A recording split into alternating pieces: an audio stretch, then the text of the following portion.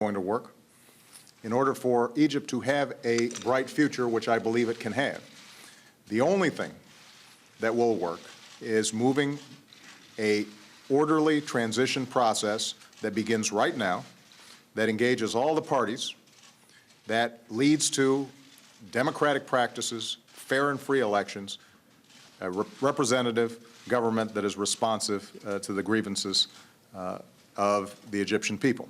If you have the pretense of reform, but not real reform, that's not going to be effective.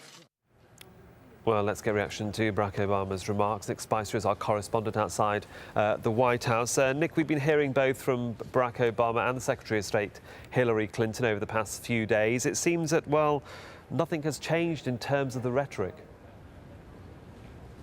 No, nothing really has changed. Barack Obama made the same 3 points that he's been making really since his address to the nation on Tuesday, which is that violence is not the way forward, that the Egyptian government has to ensure the safety of the demonstrators as well as the journalists who have been harassed and beaten these past few days, and that now the second point was the time for a transition. He's been making that point for a few days.